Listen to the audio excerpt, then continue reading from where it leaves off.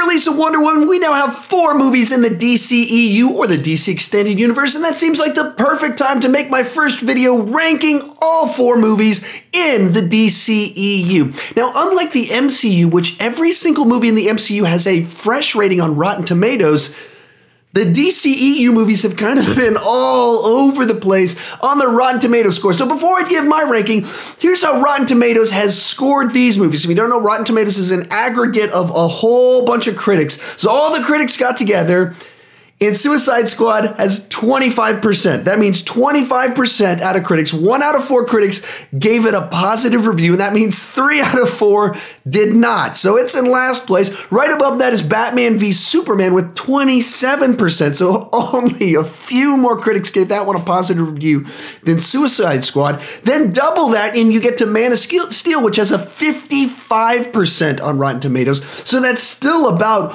1 liked it, 1 didn't. So that's really mixed and divisive amongst the critics. And finally, up top, Wonder Woman, which just came out, the first one to actually get a fresh score on Rotten Tomatoes with 94%.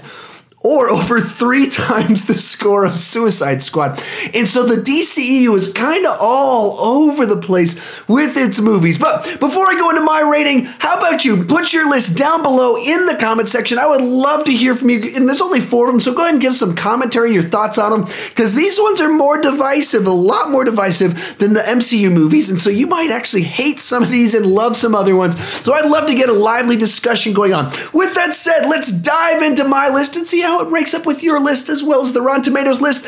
Coming in at number 4 is Suicide Squad. So when I first saw this in the theaters, I didn't love it, but I was like, yeah, this is kind of a fun movie with a fun cast.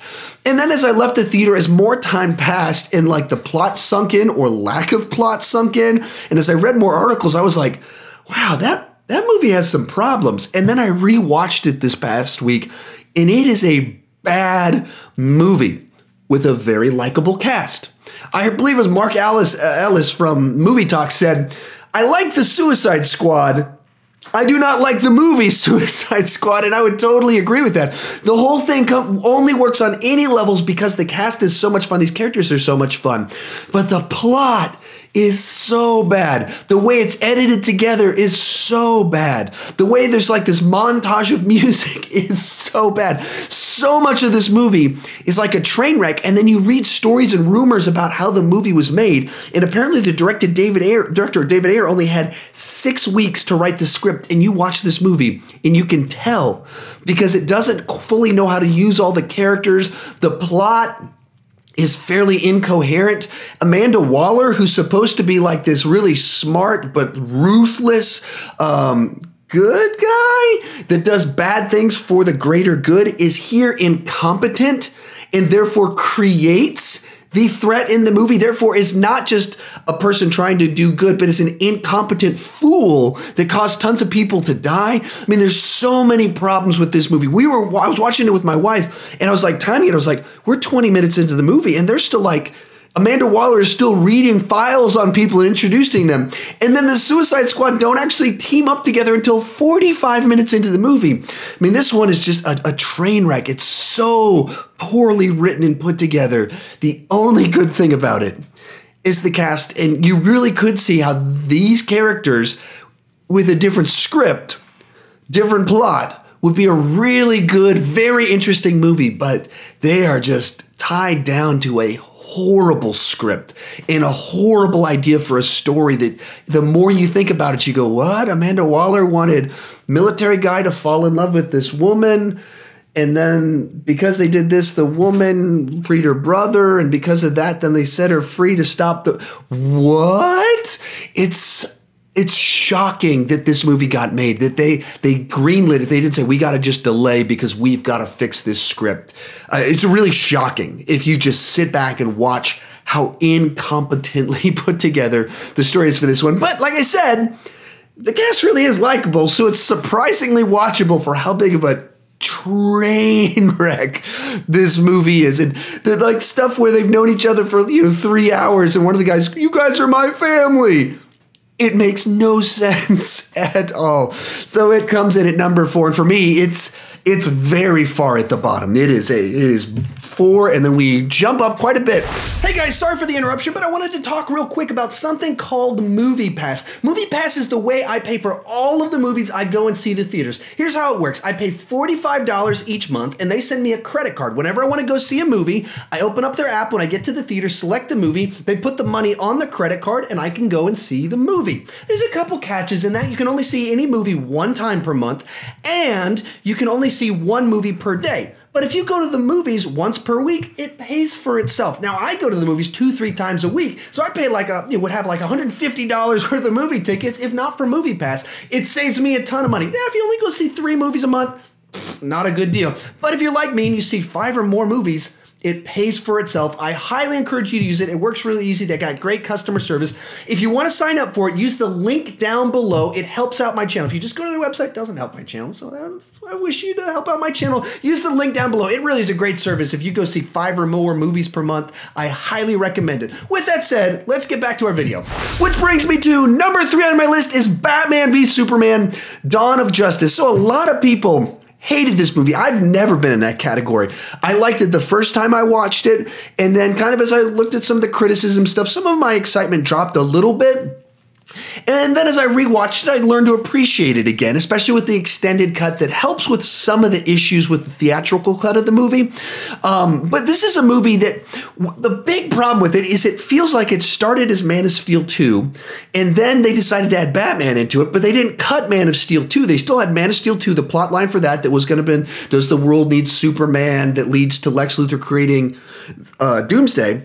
And then it seems like they just pushed into it Batman. And so then you have 2 people that are competitive or have a sense of danger that they feel of the existence of Superman. Therefore, you have Batman trying to track him down to Lex Luthor. On paper, that's kind of interesting. But the way it actually plays out, it doesn't quite fit together right. And it just feels like we've got a few too many plots going on. And then they went, we got to start our DCEU. We got to make this thing happen. So let's put in Wonder Woman and Dawn of Justice. And you can just see how they kept putting more things into it. It just got overstuffed and the pieces don't come all together.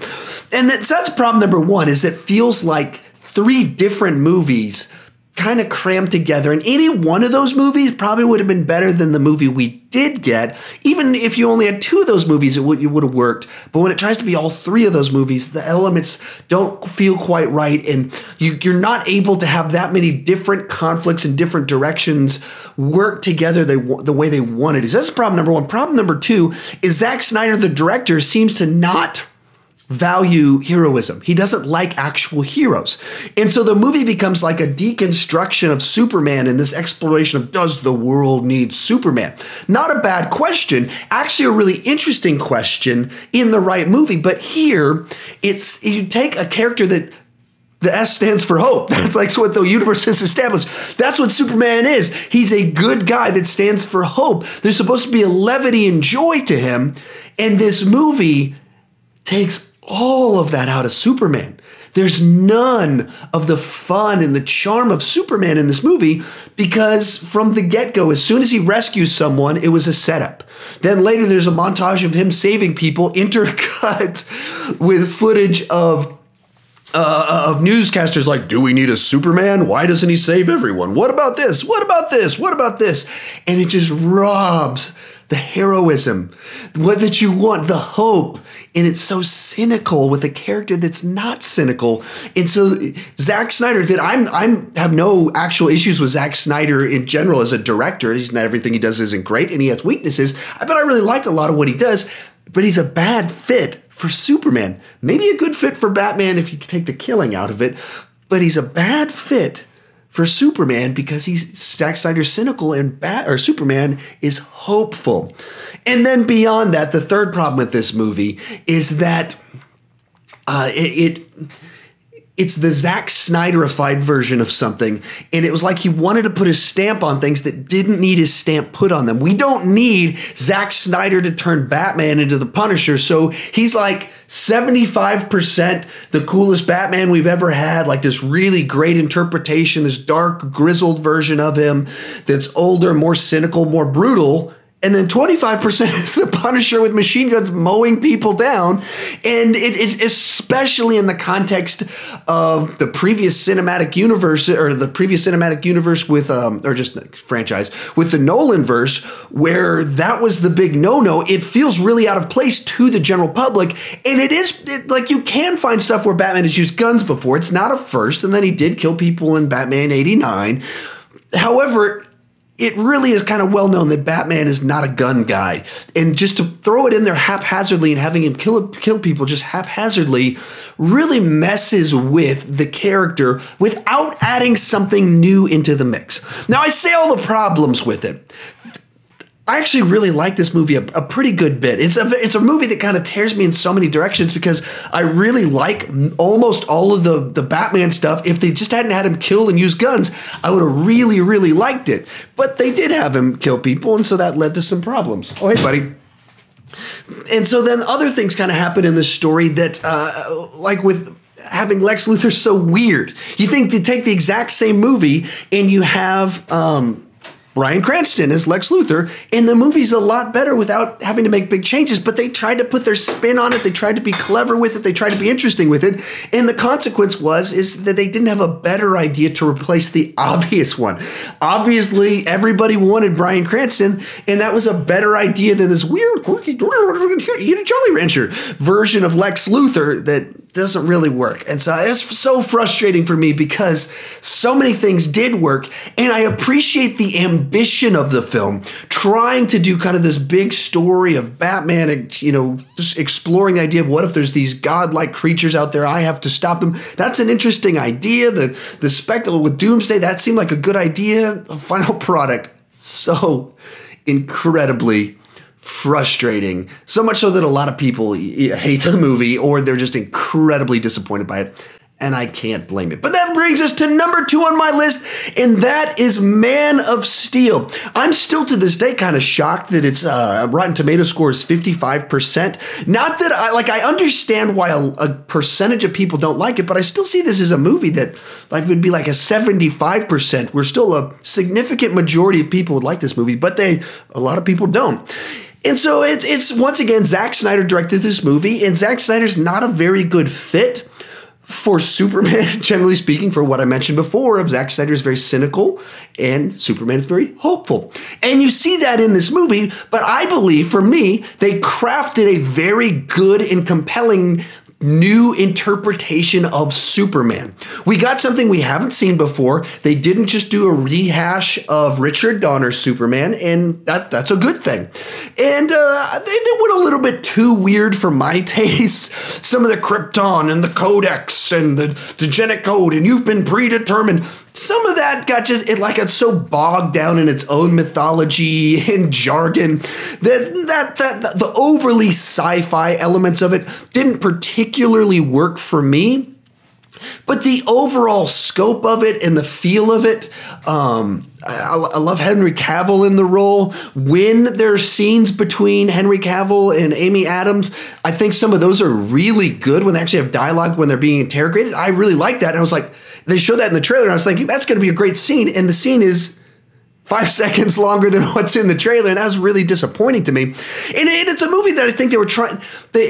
Because they did this unique, we want to put our own stamp on it and keep it interesting for the 21st century and not just be the one that you grew up with. You were going to see something brand new here. Because they did all of that, I feel like we lost some of the things that I really would have wanted to see in this movie. And some of that's unfair, but really besides the weird jargony sci-fi stuff, my biggest issues with this movie are the things that we didn't get because they put the weird spin on it. We don't really get to see Clark Kent as we know Clark Kent in this movie. We don't really get to see a lot of Clark Kent and Lois Lane in normal interactions in this movie.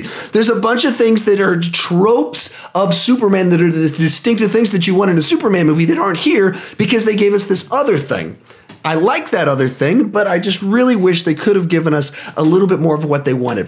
But when I say all those things about the negatives and the weirdness, In this movie, unlike Batman v Superman, they did give us a bunch of really cool stuff that I very much appreciated just the emotional kind of themes of the movie of who are you going to become? Why are you going to become that person? Having two fathers with two different visions of what your life can be. The Codex side got a little bit weird, but some sort of these explanations of what determines our destiny. Those are some interesting discussions to have, and some of that's what makes the DCEU, what took them a while to kind of find their footing and discover what they were trying to do, but where Marvel had very simple stories, tended to have very simple, straightforward stories, the DCEU is attempting to actually explore ideas and in maybe you might say more pretentious in certain ways, but you can appreciate the ambition of what they're trying to do. And here, I think they handled a lot of that really well in this exploration of what would it be like if you were a god on Earth and you had a dad that did two dads kind of giving you conflicting visions of what to do with your life. Those are interesting ideas. Also with this movie, you get finally slam bang, incredible effects. Superman punches someone in the face with 21st century special effects. And so there's some really cool Superman action in this movie. And this movie was made better by Batman v Superman and the fact that they address the destruction that happens in this movie. So for me, I don't think I would go all out to say that this is a great movie, but I would say it's a very good movie, a movie that I watch quite regularly. I enjoy quite a bit and listen to the music to this one in my car pretty frequently because they came up with a great Superman theme that's totally different than the incredibly iconic John Williams version of the Superman theme. They did something totally different that fits the movie. That's a great piece of music in and of itself. But yeah, this is a very good movie. Not quite a great movie. But with all that said, let's move on to number one, and that is Wonder Woman. So finally, just last night, they released a DCEU movie that I think almost everyone's going to like it. It is so well structured, and it has the structure and simplicity and the fun of an MCU movie while tackling bigger themes like the DCEU movies have been doing before. And in doing so, it kind of does have the best of both worlds of these two comic book franchises that are going on right now. So in the movie, you bring out someone named Gal Gadot that... Well, she was a model. She was in some Fast and Furious movies. So it was a big question mark as to whether she was actually going to be able to pull this off. And she really is so charming in this and brings this naive strength and intelligence and quirkiness, like so many different elements to it that really work. And she can be a strong woman but still be very feminine. She doesn't do that thing where they try and make women like men and they try and say that that's a strong woman. No, she's very feminine. She acts like a woman that you would know, but she's strong, has intelligence, she's powerful. And so just a wonderful character, and she's balanced off Chris Pine, who plays kind of like his version of Captain Kirk, minus the douchebaggery, just a really solid, likable, fun guy with a sense of romance, and so then that works really nicely. The plot to it plays out somewhat structurally like a MCU movie of having an origin story where they kind of tease that there's this villain out there, they tease this villain out there, and then the third act, we finally get the showdown and they get to kind of become kind of the spotlight only in the third act. That's very MCU-like. However, it's kind of done better here because the reason that it's being delayed until the third act is kind of the plot of the movie, is the quest to kind of find person, and that's the way the story's supposed to play out, so it makes sense in this context to do that. But beyond that, like I said, it also has the DCEU side of trying to explore bigger themes and deeper ideas, and central to the idea of this movie is exploring the concept of humanity, and why do we keep doing evil, and why is man so inhumane to man? And the fact that we're exploring that in a comic book movie is really incredible, and then it kind of works. Like as you're going through the movie, at parts it's kind of cheesy the way it's working, and you're like, where's this going? And she's a little bit too naive. And every time I thought maybe they're going too far into the naive, they gave a reason, they gave a punchline to it, and they showed her growing and learning and discovering new things and kept moving forward and progressing throughout the story. And all of this made for just a really delightful experience. And where if Man of Steel was only very good, I really think this is a great movie. Thus far, I think it's my favorite movie of this year thus far. It's a very well-structured movie, great actors with lovable, charismatic performances. and heartfelt moments that actually kind of explore ideas in humanity. For that reason, it is number 1 on my list. So that's my ranking of all 4 DCEU movies. My ranking actually lines up perfectly with the Rotten Tomatoes score. However, with my list, they kind of have Batman v Superman and Suicide Squad at the bottom right next to each other. For me, it's kind of like Suicide Squad way down here, Batman v Superman kind of here, Man of Steel here, and then Wonder Woman like this. Like, for me, it's this full spectrum of, one of these movies is really bad, one of them's pretty great, one's pretty good, and one of them's a big old mixed bag right there in the middle. But how about you? Tell me your thoughts down in the comment section down below. I feel my list on this one might be, sometimes my lists are pretty wacky and different from everybody else's. I think mine might be pretty similar to a lot of yours, because there's only 4 movies, so it's more likely for that to happen. But I'm interested just to see where this goes, especially like with Suicide Squad. Anyone that kind of doesn't have it on bottom, I'm curious, because that movie is rough. It has issues. But I'd love to hear your thoughts on it. Put your list down below. If you're new to my channel, please consider clicking that subscribe button. I do movie reviews, TV reviews, ranking videos, like this one that you're watching right now. I also have this thing called Masters of Movie Trivia, where I do movie trivia with some other YouTubers to decide who the master of movie trivia is. So I got a new episode. We dropped that about a week ago. With all that said, thank you so much for watching, and I'll see you next time. And I'm gonna drink something because my throat hurts. I almost, there we go, there it is. It actually really hurt to finish out this video like that. Thank you for sticking around to the end, even as I ramble off like this a little bit. I really appreciate that.